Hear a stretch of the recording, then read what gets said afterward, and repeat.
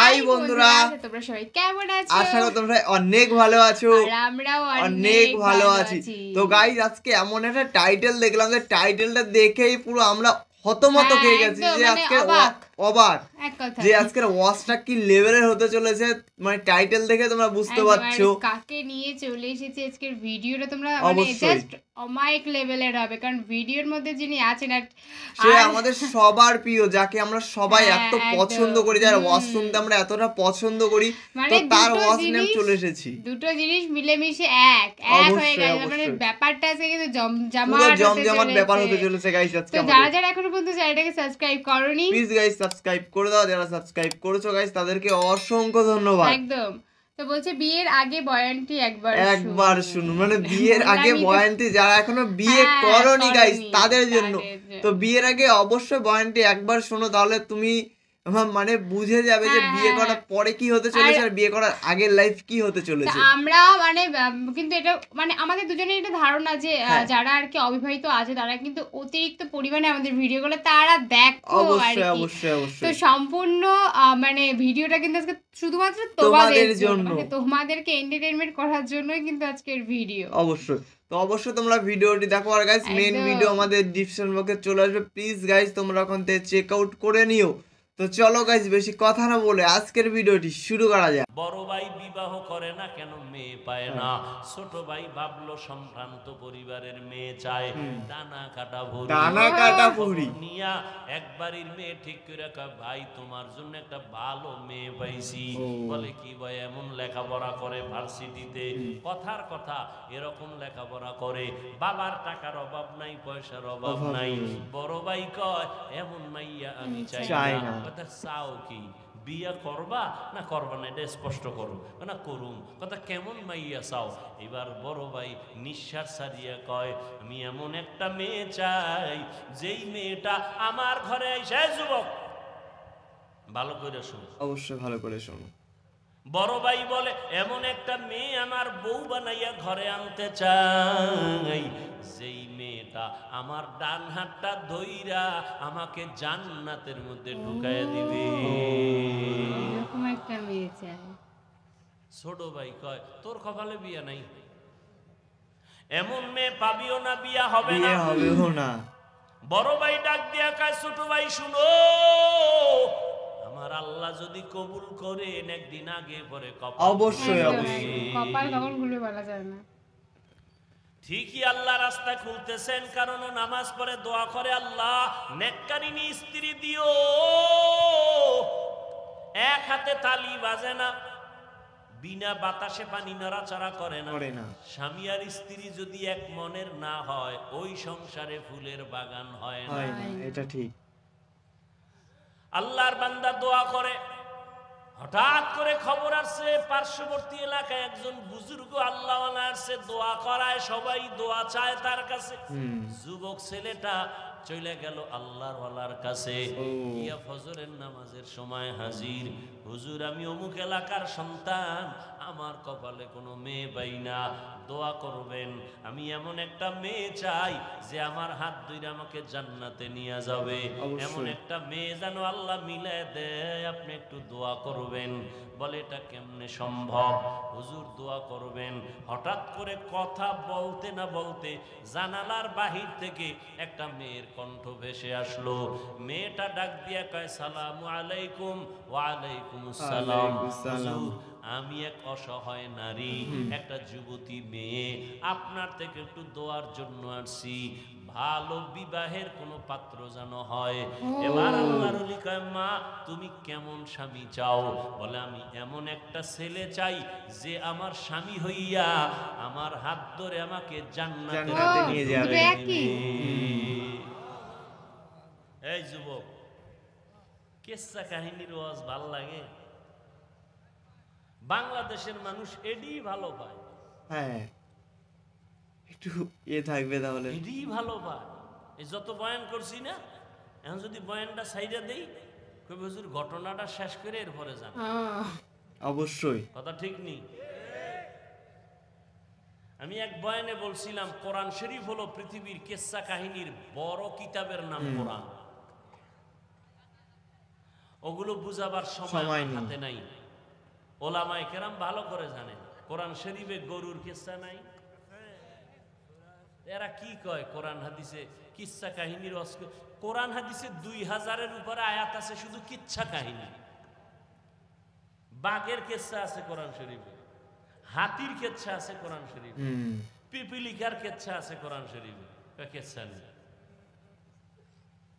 তুমি আসলে কোরআন সম্পর্কে জানো না, তোমার অন্তরে ভরা হিংসার কিচ্ছু না। এবার যুবকও চায় এমন একটা মেয়ে যে মেয়ে জান্নাতে ঢুকাবে, যুবতীও চায় এমন একটা স্বামী যে জান্নাতে যাবে। এবার মন মতো মিলছে না মিলে নাই? অবশ্যই মিলেছে। হুজুর মাঝখানে থাইকা বিবাহের বন্ধন তৈরি করে দিলেন। আজকে বাসায় যাইয়া যুবকদের বলি গুগলে সার্চ দিবি, এই ঘটনা ওখানে পাবি, আজকে বলে দিব শেষে। অবশ্যই। এইবার বিয়া হয়ে গেছে, স্বামীর মন চাইছে এমন একজন বিবি হবে আমার যে আমাকে জান্নাতের পথে পথ প্রদর্শন করবে, আমার পথে অন্যায়ের পথে বাধা হয়ে যাবে। আবার স্ত্রীও চাইছে আমার স্বামী আমার জান্নাতের পথে সহায়ক হবে। এই দুইজনে মিলিয়া সংসার শুরু, দুইজনে কষ্ট করে সংসার চালায়। স্বামীও সহযোগিতা করে স্ত্রীর, স্ত্রীও সহযোগিতা করে স্বামীর। স্বামী মাসে যা কামাই করে স্ত্রী তা আমানতের সাথে রাখে, এই যা পায় তা দিয়েই সংসার চালায়।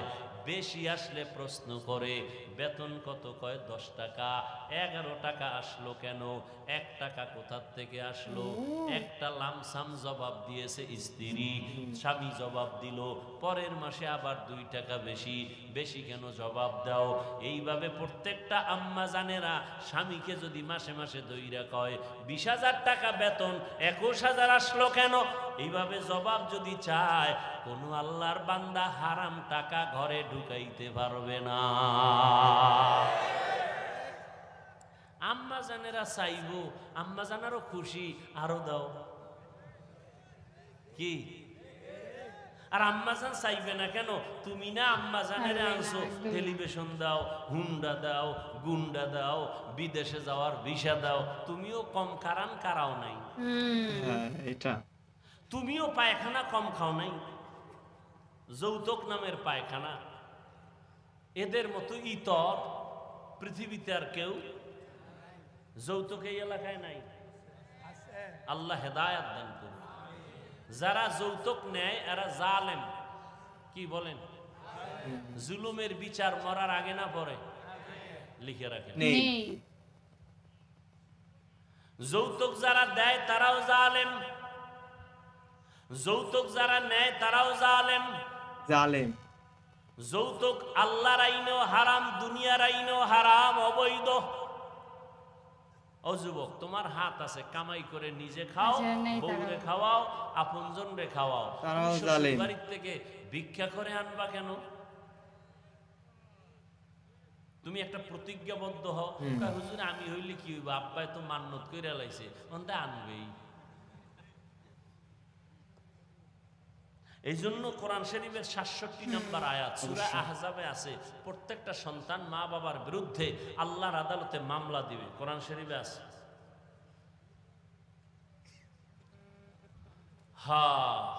দোনোজনে স্ত্রী স্বামী দোনোজন সংসার করে, আজান হয়ে গেছে যত কাজ, ফজরের সময় স্ত্রী যদি আগে উঠে স্বামীরে ডাকে নামাজের সময় নামাজ পড়ো, স্বামী যদি উঠে আগে স্ত্রীকে ডাক দেয় নামাজের সময় নামাজ পড়ো। এইভাবে যদি সংসার চলে ওই সংসারে কোনোদিন অশান্তি হবে না। দোনোজনে নামাজ পড়ে আর আল্লাহর কাছে দোয়া করে, আল্লাহ এটা নেককার সন্তান দিও, আমরা মরিয়াও গেলে যেন সন্তানের আদর্শের কারণে মানুষ আমাদের দোয়া করে। আমরা এমন স্বামী আর স্ত্রী, আমি জীবনভর দোয়া করছি নেককার স্ত্রী চাই, স্ত্রী দোয়া করছে নেককার স্বামীর জন্য। ও আল্লাহ তুমি আমাদের মিলাই দিছো এখন একটা সন্তান চাই না কার। দুইজনে কান্না কইরা দোয়া করছে, আল্লাহ এমন একটা সন্তান তাকে দান করেছেন যেই সন্তান আদর্শ নিয়ে বড় হইয়া জালেমদের হাত থেকে প্রথম কিবলা বাইতুল মুকাদ্দাসটাকে হস্তগত করে নিল, স্বাধীন করলো। এই একটা ছেলেই যথেষ্ট। গুগলে গিয়ে আজকে নাম দেখে ইতিহাস পর, ওই ভাগ্যবান সন্তানের নাম হলো সৈয়দ সালাউদ্দিন আইয়ুবী রহমাতুল্লাহ আলাইহি। সালাউদ্দিন আইয়ুবীর নাম শুনছো? সালাহুদ্দিন, দ্বীনের পরিশুদ্ধকারী, ধর্মের পরিশুদ্ধকারী, বাইতুল মুকাদ্দাসকে স্বাধীন করেছে সালাউদ্দিন আইয়ুবী। গুগলে নাম দিয়া সার্চ দিয়া ইতিহাস পড়, সব লেখা আছে। বলছি না মোবাইল থেকে ভালো দিকটাও নেওয়া যায়, তুমি খারাপ দিকে যাও কেন? লাভ কি? রাত শেষ, কি দেখছো কি বলছো সব শেষ, চরিত্র কিছুই নাই। সালাউদ্দিন আইয়ুবীর মতো সন্তান কার পেটে আসছে এবার বুঝো তো। এরকম মায়ের পেটে আনোয়ার শাহ, সব শেষ, খাজা মঈনুদ্দিন চিশতি, এরকম আদর্শ সন্তান আসবে সালাউদ্দিন আইয়ুবী। ও আল্লাহর বান্দারা, অবশ্যই 800 বছর পর্যন্ত মুসলমানেরা স্পেন জমিনটাকে শাসন করেছে। তারেক বিন জিয়াদের মাধ্যমে হাতে নিল স্পেন জমিন। 800 বছর শাসন করেছে মুসলমান। আজকে সে স্পেনের খবর নাও, আজান মাইকে চলে না।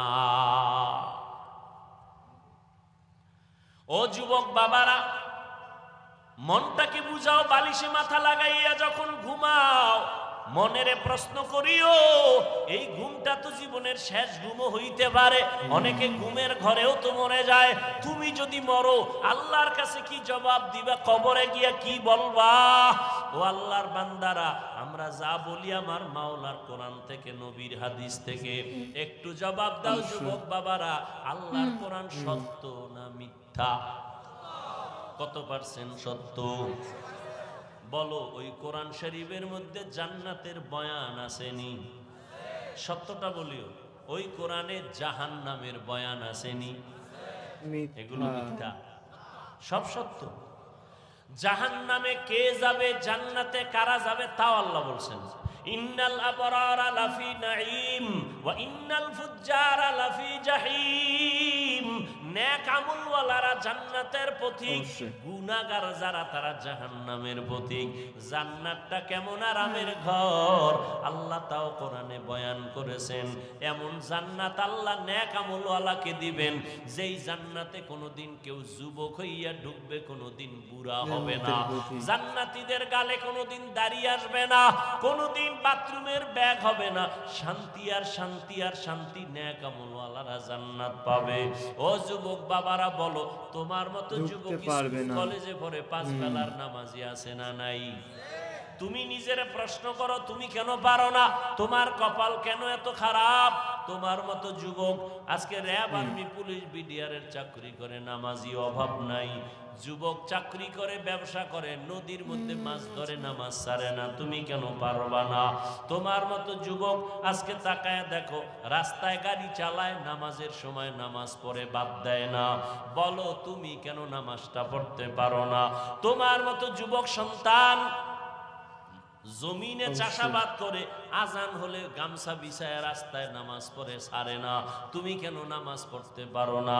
ও যুবক বাবা, তোমার মতো সন্তান স্কুল কলেজে পড়িয়াও মা বাবার খেদমত করে। দাড়িওয়ালা নামাজি অভাব নাই। ঢাকা বিশ্ববিদ্যালয়ে যাও, জাহাঙ্গীরনগর বিশ্ববিদ্যালয়ে গিয়া দেখো কত ছাত্র আছে লেখাপড়া করে, মাথায় পাগড়ি লাগানো, লম্বা দাড়ি, নামাজি নাই। পেছন দিক দিয়া তাকাইলে মনে হয় বাইতুল মুকাররমের খতিব, অথচ বান্দা ভালো করে আরবিও পড়তে পারে না। নামাজের সময় নামাজ পড়ে। পর্দার আড়ালের আম্মা জানেরা, আপনাদের মতো কত মা এই এলাকায় ঘুরলে এখনো পাওয়া যাবে 5 বেলার নামাজ পড়ে নাই। এরে আম্মা জানেরা, আপনারা কেন পারেন না? আপনাদের দাম কত তা জানেননি?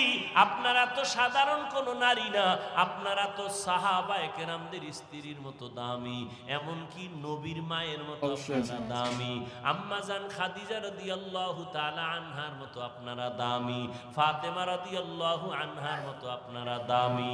এরে আম্মা জানেরা, আপনারা ঈসা নবীর মা মারিয়াম আলাইহাস সালামের মতো দামি, যেই মারিয়াম কিয়ামতের দিন আমার নবীর সাথে বিবাহের ব্যবস্থা হবে।